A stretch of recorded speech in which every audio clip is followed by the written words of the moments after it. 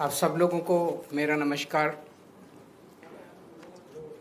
आज मैं हमारे देश के जेनजी से बात करने के लिए आया हूँ।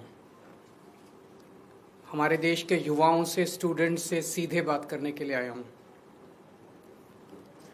आप सब लोग समझदार हैं, पढ़े लिखे हैं। मेरी बात को बड़े ध्यान से सुनना और गौर करना। नीट का पेपर लीक हुआ है। हर बार की तरह इस बार भी जांच सीबीआई को सौंप दी गई है। हर बार की तरह इस बार भी सीबीआई ने 10-15 लोगों को गिरफ्तार कर लिया है। हर बार की तरह इस बार भी 3-4 महीने में ये सारे छूट जाएंगे, इनको बेल मिल जाएगी। और हर बार की तरह इस बार भी ये सारे छूटे हुए बदमाश फिर से अगले साल के नीट के पेपर को लीक करने की तैयारी शुरू कर देंगे। मैं आप सब लोगों से पूछना चाहता हूं, थक नहीं गए ये सब सुन सुन के? बड़ी घिसी पिटी सी स्क्रिप्ट है, बड़ी घिसी पिटी सी स्टोरी है। सीबीआई पे भरोसा बचा है क्या? सीबीआई कुछ करेगी? 2017 में पेपर लीक हुए, सीबीआई को जांच सौंप दी गई। आज तक सीबीआई ने कुछ किया? फिर 2021 में पेपर लीक हुए, सीबीआई को जांच सौंप दी गई। आज तक सीबीआई ने कुछ किया? फिर 2024 में पेपर लीक हुए, जांच सीबीआई को सौंप दी गई। सीबीआई ने कुछ किया? फिर 2026 में अब पेपर लीक हुए, जांच फिर से सीबीआई को सौंप दी गई। आपको लगता है सीबीआई कुछ करेगी इस बार भी? और 2024 में तो हद ही हो गई। 2024 के जो मास्टरमाइंड थे उनको सीबीआई ने गिरफ्तार किया। कानून के मुताबिक गिरफ्तारी के 90 दिन के अंदर चार्जशीट फाइल होनी होती है, नहीं तो आदमी को ऑटोमेटिक बेल मिल जाती है। सीबीआई ने सो कॉल्ड मास्टरमाइंड को गिरफ्तार किया और 90 दिन में सीबीआई ने चार्जशीट फाइल नहीं की और उसको ऑटोमेटिक बेल मिल गई। क्यों?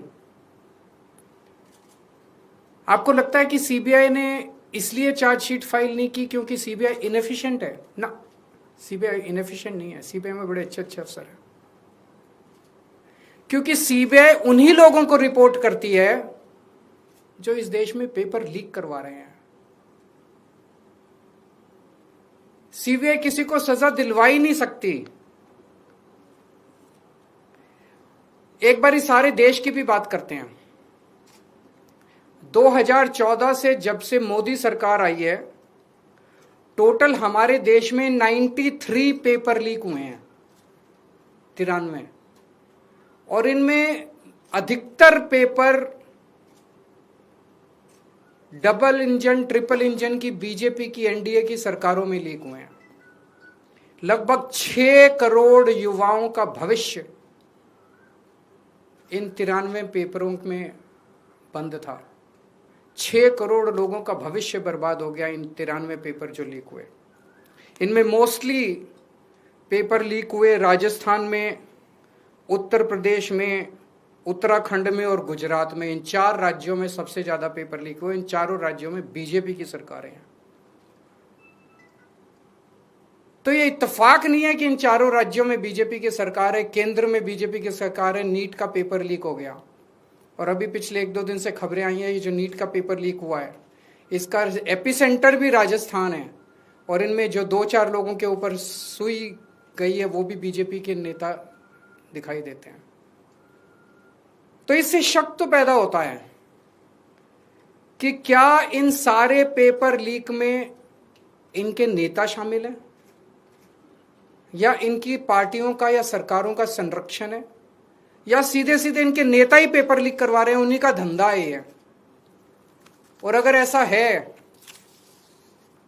तो सीबीआई की जांच इसमें बेचारी क्या करेगी? सीबीआई इसमें बेचारी क्या करेगी?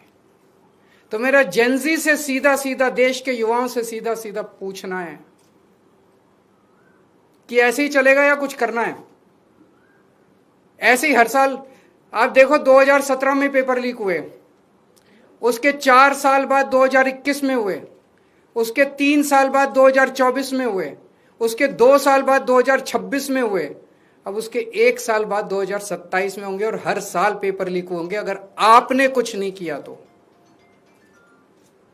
अगर नेपाल का और बांग्लादेश का जेनजी सड़कों पे उतर के अपने देश की सरकारों को बदल सकता है, तो हमारे देश का जेनजी पेपर लीक करने वाले मंत्रियों को जेल नहीं भेज सकता है।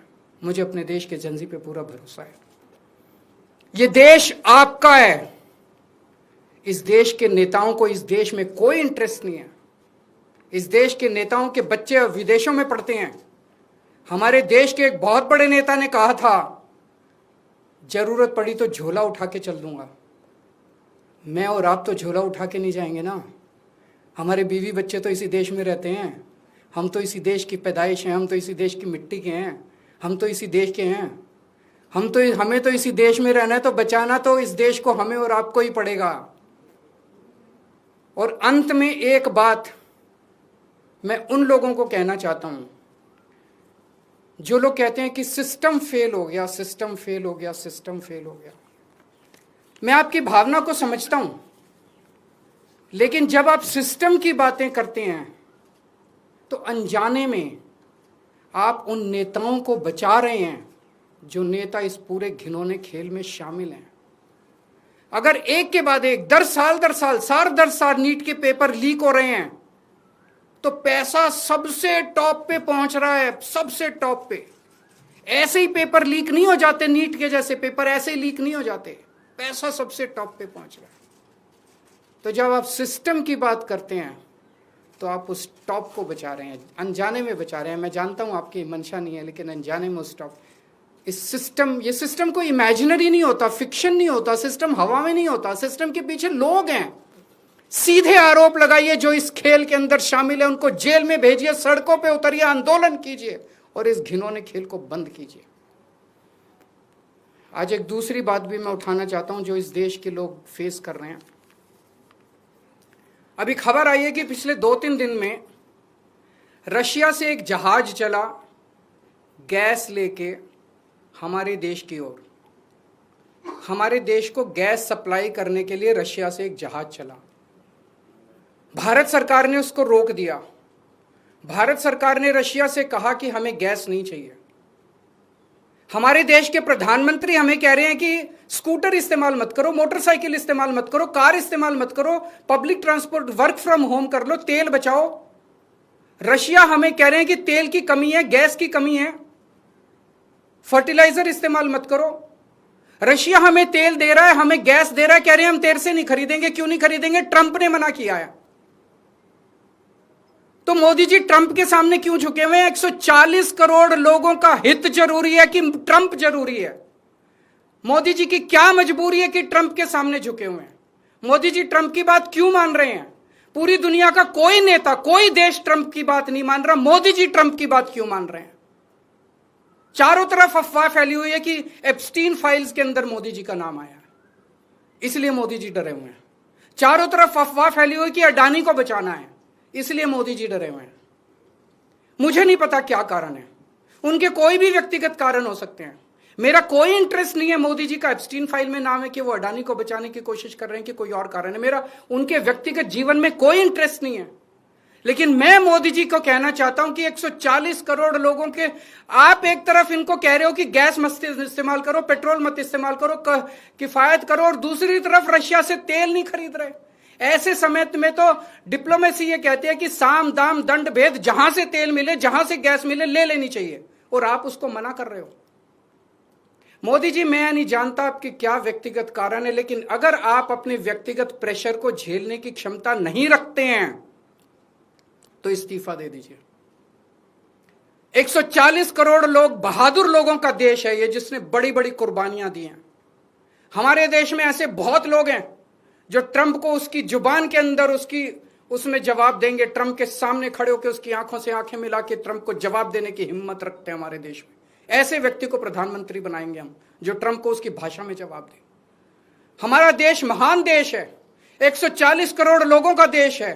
ट्रंप को हमारी जरूरत है, अमेरिका को हमारी जरूरत है, दुनिया में सबसे बड़ा मार्केट हमारे देश के अंदर है, उनको अपना माल बेचने के लिए हमारी जरूरत है। अरे अमेरिका की 10 कंपनियों को लात मार के बाहर निकालो, देखो ट्रंप की अकल ठिकाने ना आ जाए तो। लेकिन ट्रंप के सामने गिड़गिड़ाने, हम ट्रंप से, रशिया से तेल क्यों नहीं खरीद रहे?